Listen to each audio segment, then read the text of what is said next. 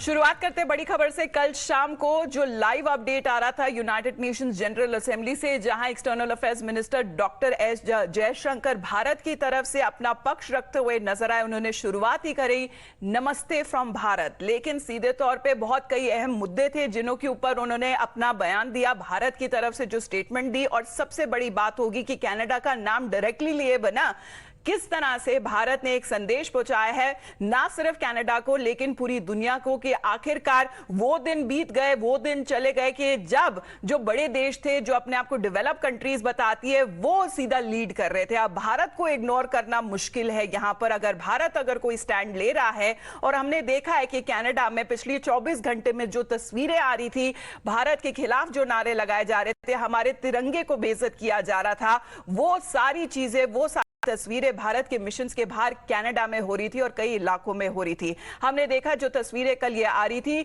यहां पर कनाडा और उनके प्रधानमंत्री इसे फ्रीडम ऑफ एक्सप्रेशन कहते हैं, लेकिन सीधे तौर पे भारत सरकार के तरफ से ये कड़ा संदेश चल जाता हुआ नजर आया, जहां external affairs minister doctor S Jaishankar UNGA में बोले। Mr. President, we must never again allow an injustice like vaccine apartheid to recur. Climate action, too, cannot continue to witness an evasion of historical responsibilities. The power of markets should not be utilized to steer food and energy from the needy to the wealthy.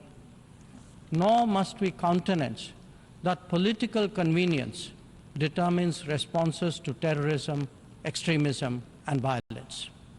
Similarly, respect for territorial integrity and non-interference in internal affairs cannot be exercises in cherry-picking.